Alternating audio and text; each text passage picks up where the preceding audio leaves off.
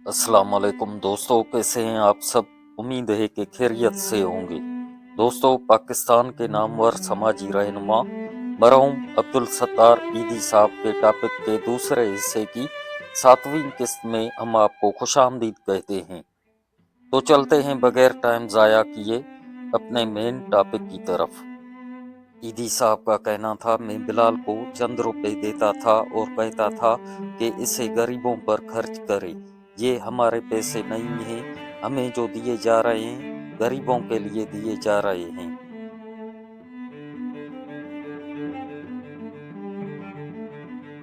ईदी साहब का कहना था, फिर बिलाल किसी की मदद के लिए भाग उठता था।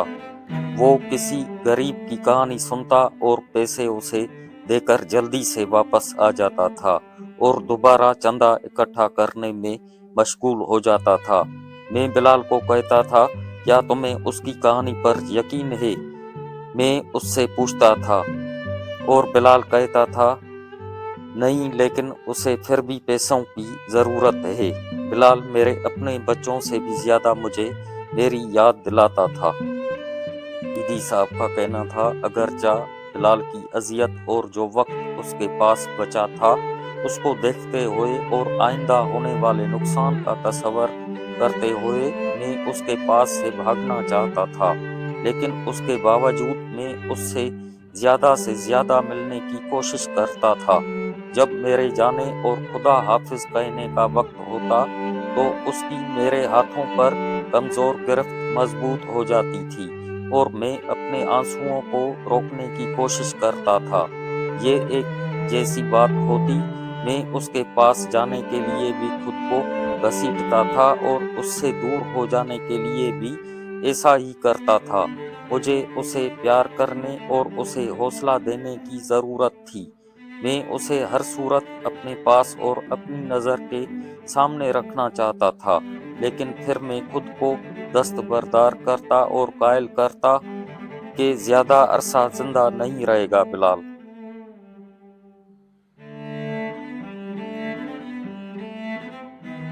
ईदी साहब का कहना था, बिलाल हमें वो कहानी सुनाता था जिसने उसकी जान ली थी और कहता था, निर्माल ने मुझे जलाया, वो मुझे जलाती रहती थी। मैं उसे पुरसुकून करता था, हत्ता कि मेरी बेटी कुबरा भी कह उठती थी, अल्लाह उस औरत को माफ़ करे क्योंकि वो बीमार है, आपको भी ऐसा ही करना चाहिए। ईदी साहब का कहना था, निर्माल एक परेशान हाल जवान औरत थी जिसे हम अपने मरकज़ में लाए थे। मेरी बेटी कुबरा एक से ज़ायद मरतबा मेरी अहलिया बल्किस से शिकायत कर चुकी थी कि वो सुस्त और काहिल है और अनधुले कपड़ों को बिस्तर के नीचे फेंक कर छोड़ देती थी और उसे जो काम दिया जाता था वो करने से इनकार कर देती थी। वो साजिशें और लगाई बुझाई भी करती थी।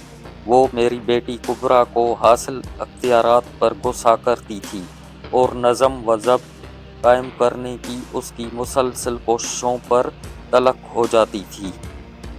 ईदी साहब का कहना था, ईद की सुबह निर्माल बिलाल को नहलाने के लिए ले गई और फिर उसने गर्म पानी खोला, उसके कांधों पर डाल दिया। जब उसने वहां से भागना चाहा तो उसने मजीद गर्म पानी उसकी कमर पर डाल दिया और जब वो गिरकर तड़पने लगा तो वो उस पर मजीद पानी डालती गई। जब मेरी बेटी कुबरा और दूसरे लोग बिलाल की चीखें सुनकर फौरी तौर पर गुस्ल खाने की तरफ भागे तो तब जाकर कहीं वो रुकी।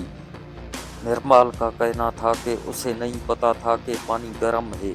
ईदी साहब का कहना था, मैं उस पोजीशन में नहीं था कि उसके असल इरादे के बारे में कोई फैसला दे सकूं। चुनाचे मैंने उसे बफर जून के जहनी मरीज औरतों के मरकज़ में भिजवा दिया।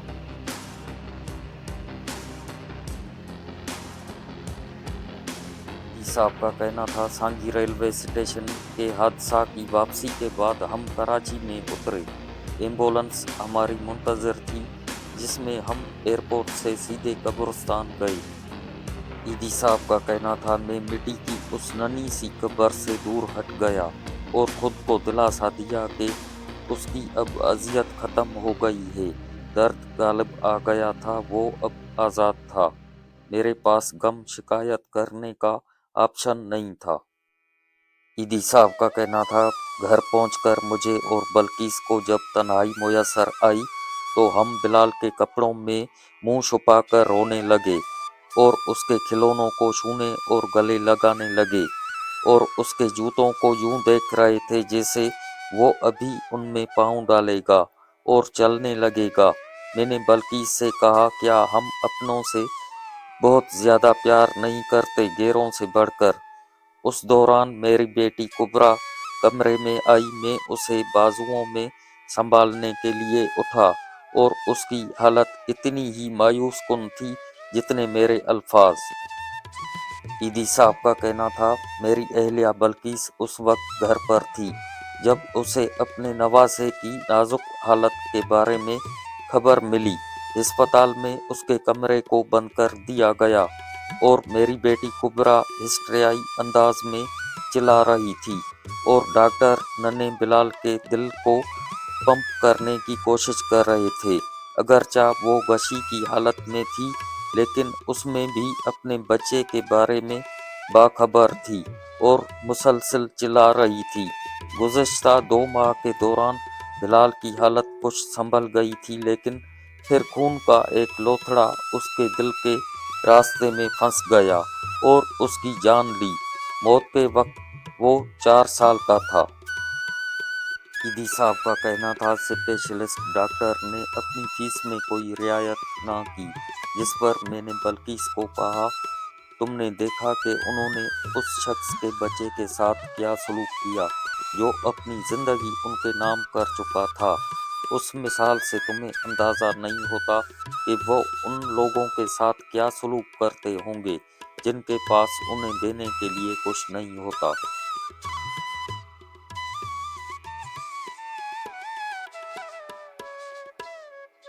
ईदी साहब का कहना था, उस रात मैंने बल्किस से कहा था कि बिलाल हमारे साथ खेलता था और अब वो नहीं है। वो लम्हे उसकी यादों की वजह से चिमकते थे, लेकिन मैं सोचता हूँ कि मेरे पास इतना वक्त नहीं था। अब हमें काम पर वापस जाना है। हमारे पास उस बात का कोई जवाब नहीं कि हम एक मौत को सैकड़ों अमवात पर फोकियत दें। ईदी साहब का कहना था, बल्कि इसके पास उसका जवाब था, लिहाजा वो रोती रहती थी। मैंने उसे मशवरा दिया, हमें उसकी मौत को एक तरफ रखना होगा। ये कभी एक ऐसी याद नहीं बन सकती जिसे हम एक दूसरे के साथ शरीक कर सकें। हमारे पास एक ही रास्ता है कि हम उसकी यादों को उसके साथ ही दफन कर सकें। ये जख्म कभी नहीं भर सकता, हमें उसकी कोशिश नहीं करना चाहिए। बल्कि जानती थी कि हम दोबारा बिलाल के बारे में बात नहीं कर सकते। ईदी साहब का कहना था, दिल खुद पर दिमाग को गालिब आने नहीं देता और अगरचा मैं उसके बारे में बात नहीं करता था, लेकिन उसकी यादें मुझे सैलाब की तरह बहा ले जाती थी। मैं कई दिन, हफ्तों, बल्कि सालों उसकी याद में महू रहा।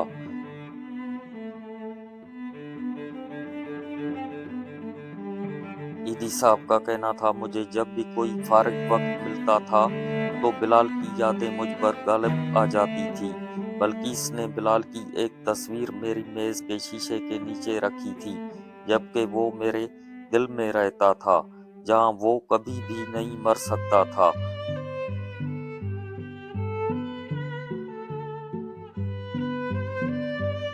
ईदी साहब का कहना था, मैं उसे अक्सर अपने ख्वाबों में देखता, बिलखुसूस उस वक्त जब मैं परेशान होता या जब मुझे बुखार होता।